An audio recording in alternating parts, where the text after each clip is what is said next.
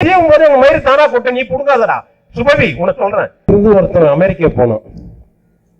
America போயிட்டு அவனுக்கு பேசுறதுக்கு சப்ஜெக்ட் இல்லைன்னா அங்கிருந்து வந்து தொழில் நெசவு தொழில் அவ்வளவு சிக்கல், அந்த தொழில் அழிகிற நிலைமையில இருக்கு.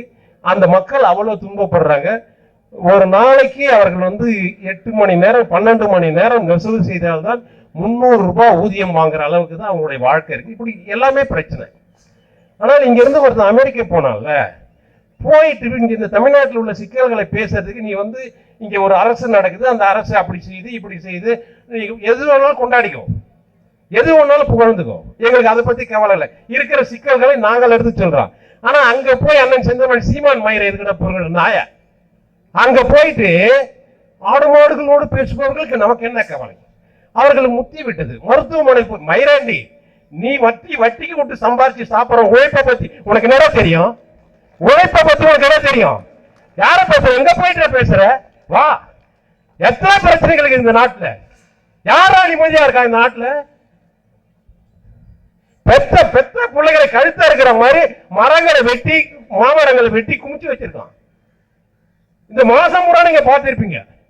மாங்காய் விற்பனை இல்லை, பயிரிட முடியவில்லை, மாங்காயில வருமானம் இல்லை அப்படின்னு சொல்லிட்டு மாங்காய் எடுத்து சுமை உந்துகளை கொண்டு போயிட்டு குப்பையில கொட்டுறான். வண்டியா லாரியில குப்பையில கொட்டுறான்.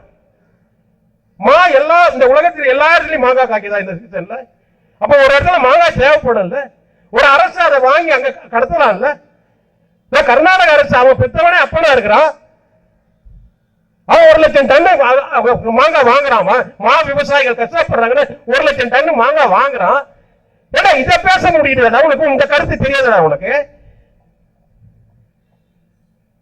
நாங்க செய்யும் போது உங்க மயிறு தானா கொட்ட நீ புடுங்காதடா சுபவி உனக்கு சொல்றேன்.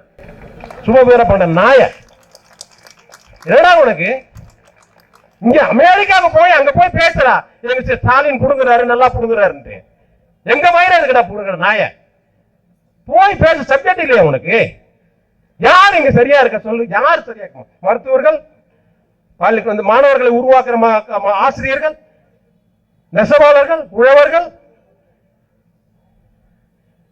நெசவுக்கு பஞ்சு தயார் பண்ணி பஞ்சு விளைவித்து கொடுக்குற அந்த விவசாயி ஒழுங்குமுறை விற்பனை கொடுத்தல பஞ்சை எடுத்து போய் அவன் ஒவ்வொரு நாளும் அந்த வயல்ல போய் பறிச்சு கொண்டு வந்து பஞ்சு வேற இந்த கூக்காஞ்சி வேற எடுத்துட்டு பஞ்சை எடுத்து கட்டி கொண்டு ஒழுங்குமுறை விற்பனை கொடுத்துட்டு விலை கட்டுப்படியால இந்த பஞ்சை பறித்த விலை கூட எங்களுக்கு வரல அப்படின்ட்டு ரோட்ல போராடுறான். எப்படியா விவசாயம் நடக்கும்?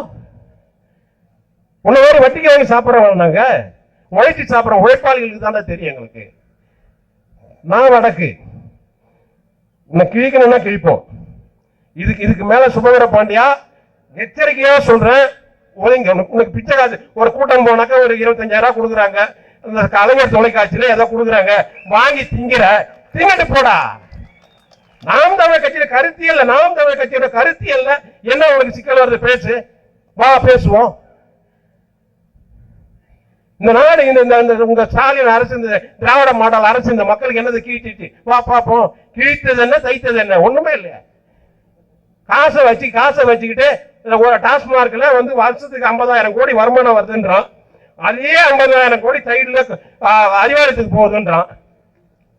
அதே 50,000 கோடி சைடுல 60, அதாவது பாட்டிலுக்கு மேல 10 ரூபாய் 20 ரூபாய்க்கு. அது இல்லாம அது இவன் செந்தில் பாலாஜி வீட்டுக்கு போகுது. அந்த இதுல கரூர் மாவட்டத்தில் இப்ப ஒரு பத்திரிகையாளர் சொல்லிக்க, கரூர் மாவட்டத்தில் 1 லட்சம் சலவை இயந்திரம் இறக்கியிருக்கானுங்களா, 1 லட்சம் மிக்சி இறக்கியிருக்கானுங்களா.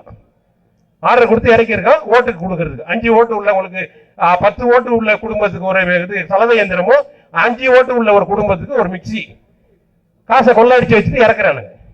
நாங்க அப்படியேடா பண்றோம், பிச்சை எடுத்து கட்சி நடத்துறோம். இந்த மக்களுக்கும் அந்த மண்ணுக்கும் அனைத்து உயிர்களுக்குமான அரசியல் செய்யறோம்.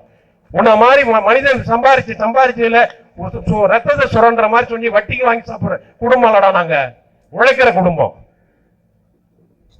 சுபவீர பாண்டியா மரியாதையாரு. அடுத்ததாக